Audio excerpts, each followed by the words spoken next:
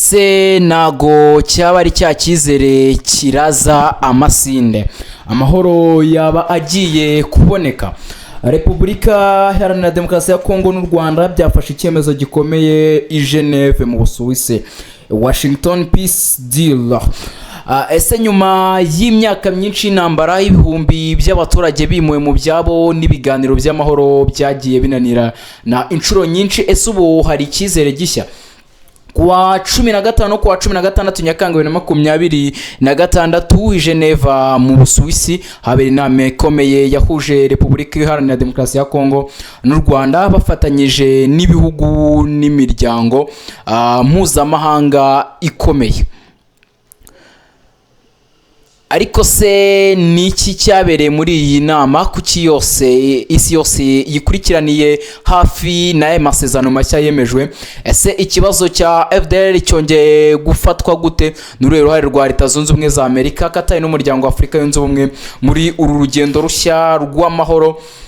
Impamvu rero tugiye kurebera hamwe tukanasesengura hamwe byimbitse, dusobanura ibyemezo byafatiwe i Geneve, icyo bivuze ku Rwanda, kuri Repubulika Iharanira Demokarasi ya Kongo ndetse no ku mutekano w'akarere kose. Iyi ni The Quick Times News, kanda subscribe nimba utarakanda subscribe kugira ngo ujye uhabonera amakuru atandukanye agezweho kandi uyabonere ku gihe. Nkwaye ikaze. Kuki inama ya Geneva ari ingenzi? Benshi bashobora kwibaza bati niki gituma inama ifatwa nk'idasanzwe?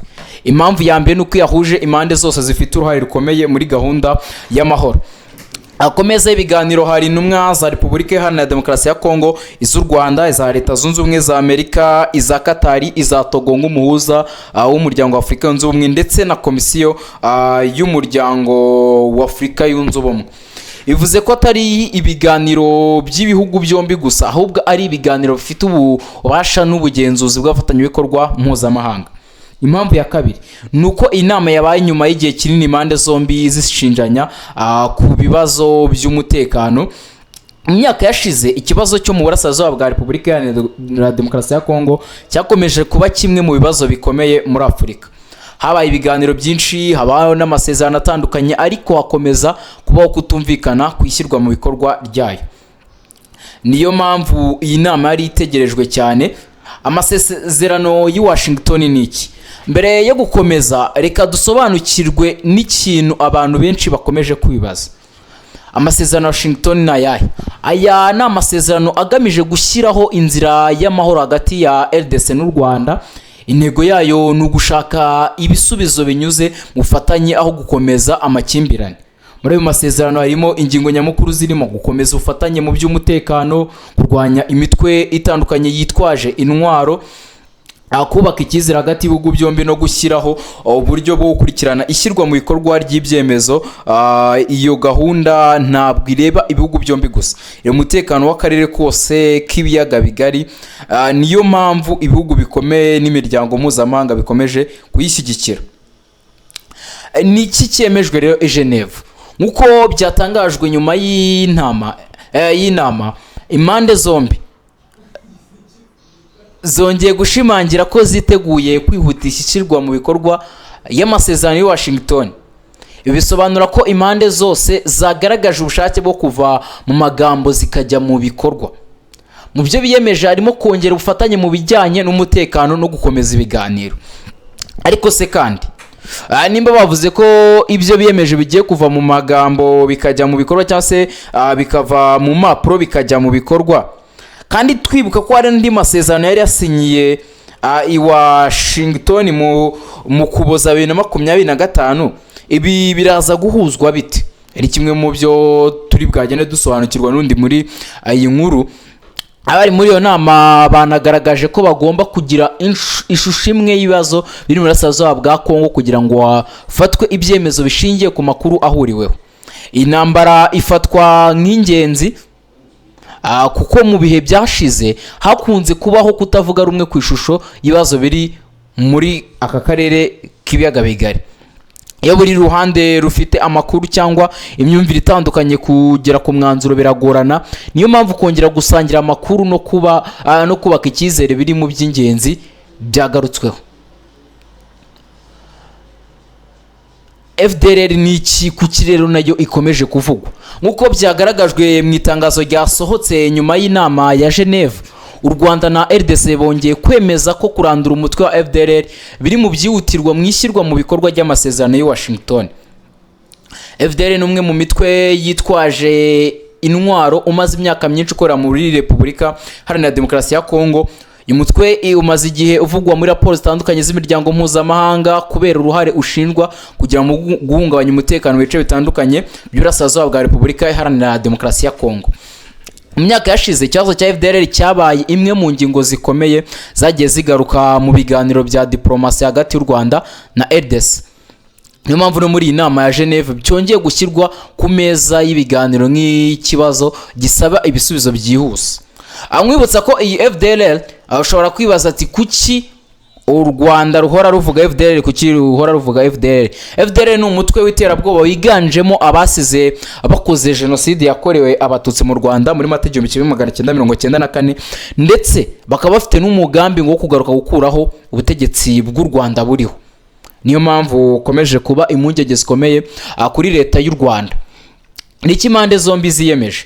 Mu itangazo rihuriweho impande zombi zavuze ko zigiye kongera imbaraga mu gushyira mu bikorwa gahunda zigamije kurandura FDLR, ariko n'ibyagarukiye aho gusa. Banavuze ko bagiye gukomeza gahunda yo gutandukanya ingabo ndetse no gukuraho zimwe mu ngamba z'ubwirinzi zari zarashyizwe kubera ikibazo cy'umutekano.